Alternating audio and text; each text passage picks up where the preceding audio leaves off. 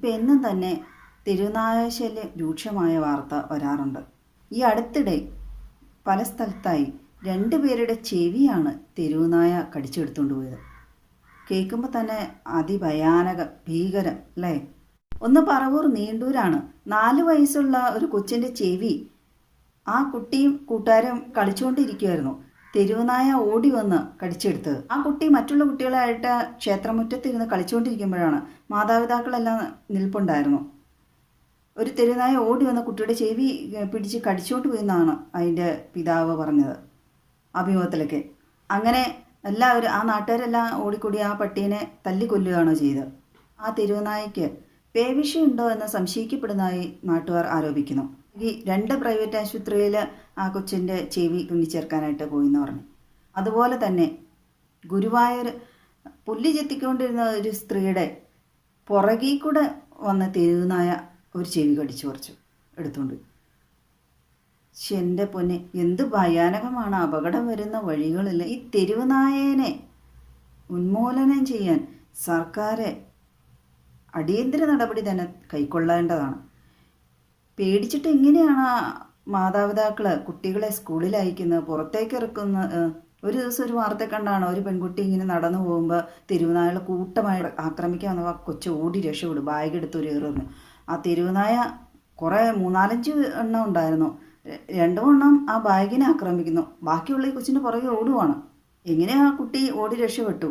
തദ്ദേശ സ്വയംഭരണ സ്ഥാപനങ്ങളാണല്ലോ തെരുവുനായകളെയൊക്കെ ഉന്മൂലനം ചെയ്യാൻ മുൻകൈ എടുക്കേണ്ടത്. സർക്കാർ അധികാരികളെ അതിനുവേണ്ടി പ്രാപ്തരാക്കി അതിനുവേണ്ട സജ്ജീകരണം നൽകി തീർച്ചയായും ഈ തെരുവുനായകളെ ഏതെങ്കിലും രീതിയിലൊന്ന് ഒതുക്കാൻ സാധാരണ മനുഷ്യർക്ക് നടന്ന് ധൈര്യമായിട്ട് വഴി കൂടെ പോയി അവരുടെ കാര്യങ്ങൾ നടത്തിക്കൊണ്ടുവരാം. കുട്ടികൾക്ക് ധൈര്യമായി നടന്ന് സ്കൂളിൽ പോകാൻ തക്ക ഒരു സാഹചര്യം ഒരുക്കിയെടുക്കേണ്ടതാണ്. അതിനുവേണ്ടി അധികാരികളെ കണ്ണു തുറക്കൂ എന്ന് മാത്രമേ പറയാൻ കഴിയൂ. അധികാരികളെല്ലാം വാഹനം കാണും, അവർക്ക് സ്വന്തം, അവരെല്ലാം അവരുടെ മക്കളും അവരെല്ലാം യാത്ര ചെയ്യുന്ന വാഹനത്തിലൂടെയാണ്. അവർ നടന്നുള്ള പോക്കൊക്കെ കുറവായിരിക്കാം ഒരു പക്ഷേ. അതുകൊണ്ട് അവർക്ക് തെരുവുനായയുടെ ആക്രമണം പേടിക്കേണ്ട, അതിൻ്റെ ആ രൂക്ഷതയൊന്നും അവർക്ക് മനസ്സിലാവുന്നില്ല. ഇത് വളർത്തുനായ കടിച്ചാണ് കേട്ടോ ഭക്ഷണം കൊടുക്കാൻ പോയിട്ട് ഇത് ഇങ്ങനെ പിടിച്ച്.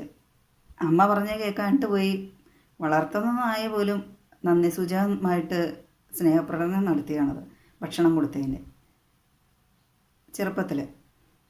അപ്പോൾ പിന്നെ ഭക്ഷണം കൊടുക്കാത്ത തെരുവുനായയുടെ ആക്രമണം എത്രത്തോളമായിരിക്കുന്ന നമുക്ക് ഊഹിക്കാവുന്നതേ ഉള്ളൂ.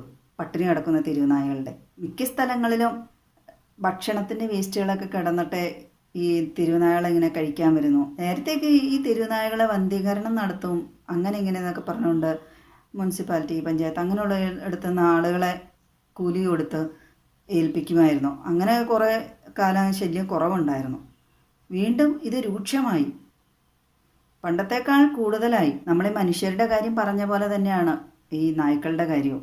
പേടിയില്ലാതായി ഒന്നിനെയും ആരെയും. പണ്ടൊക്കെ പറയും കാരണവന്മാർ, പട്ടീനെ കാണുമ്പോൾ വഴിക്ക് അതിൻ്റെ നേരെ നോക്കരുത്, അതിനെ ഉപദ്രവിക്കരുത്, അതിനെ ശ്രദ്ധിക്കാതെ പോയാൽ അതൊന്നും ചെയ്യില്ലാന്ന്. പക്ഷെ ആ കാലമെല്ലാം മാറി. ഇപ്പോൾ എല്ലാ നായ്ക്കൾ തെരുവുനായ്ക്കൾ എന്നുള്ള ഒരു ലേബൽ തന്നെ കിട്ടി നായ്ക്കൾക്ക്. നായുടെ ഇതിൻ്റെ കടീനേക്കായും ഏറ്റവും നമുക്ക് സഹിക്കാൻ പാടാത്ത വേദന എന്ന് പറഞ്ഞാൽ വാക്സിൻ എടുക്കുമ്പോഴാണ്. പേടിപ്പിക്കുന്നതല്ല കേട്ടോ, പക്ഷേ ആ വാക്സിൻ്റെ ഇത് എടുത്തവർക്കറിയാം അതിൻ്റെ ബുദ്ധിമുട്ട്. എത്രയോ ലക്ഷങ്ങളും കോടികളും ആഡംബരങ്ങൾക്ക് മുടക്കുന്നു. എന്തുകൊണ്ട് കൂലിക്ക് ആളെ വെച്ച് ഈ തെരുവുനായകളെ ഒതുക്കാനുള്ള സജ്ജീകരണങ്ങൾ നടത്തിക്കൂടാ? ചിലപ്പോൾ മൃഗസ്നേഹികൾ അങ്ങ് തല പൊക്കും തെരുവുനായകളെ ഒതുക്കാൻ നോക്കുമ്പോൾ.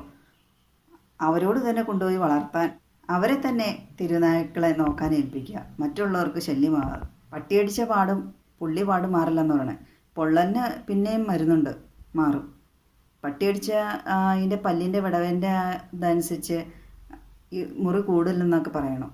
ചില ജന്തുക്കൾ കടിച്ചാൽ അങ്ങനെയാണ്.